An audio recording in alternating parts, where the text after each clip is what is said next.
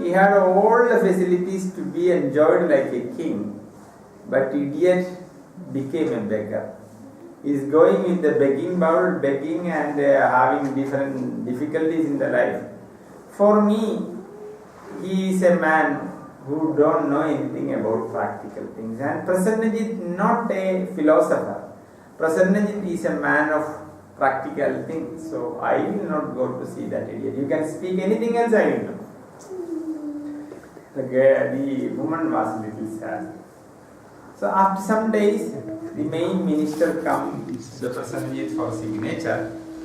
Prasannajit start to sign. He said, I have a request to you. Prasannajit said, don't say a request.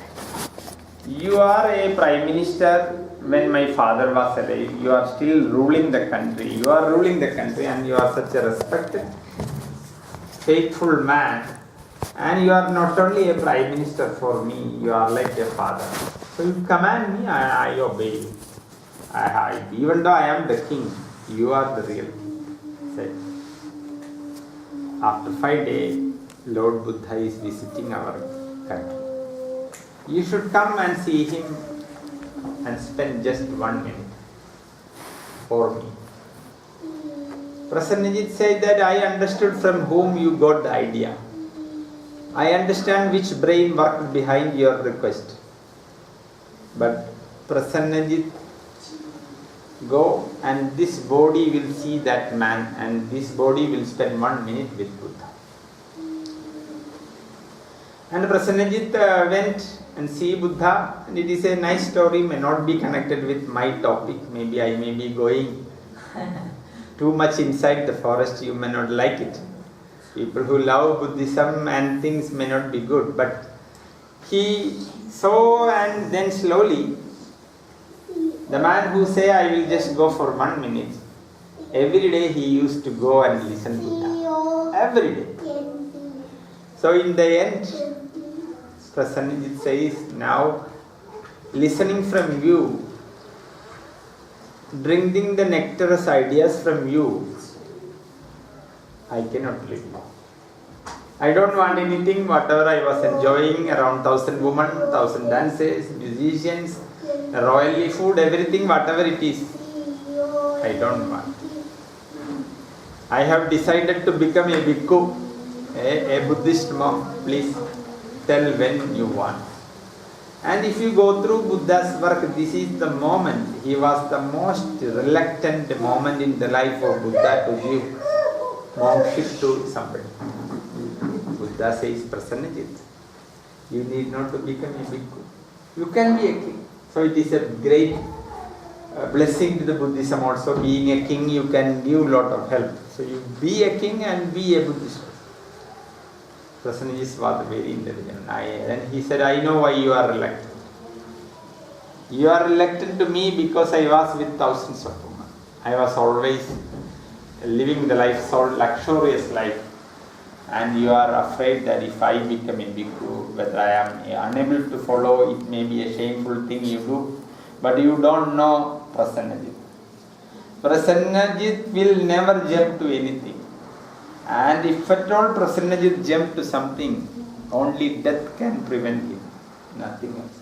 Whether you make me bhikkhu or not, I am not going to move away from a territory around you.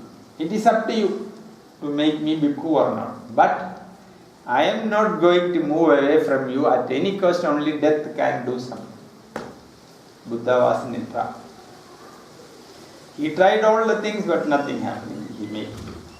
And he was, as a technique, he always keep them with him, and after some time he said, you go with this group. Because for Buddhism, Buddham Sharanam Gacchami, Sangham Sharanam Gacchami, Dharmam Sharanam Gacchami is their motto. Be with that Sangha, you go. And in the history of Buddha, there is only one incident. He put the brake and put the reverse gear to see somebody. He never put his brake. He never put his reverse gear. So Buddha put by listening certain things about Prasanna. He was a beautiful man. But being in the Sangha, he know that Buddha is always in fear that being a luxurious life-leaded man. So what he do when he gets some chapati, instead of putting some butter or some nice thing, he will find some ash and put it and eat.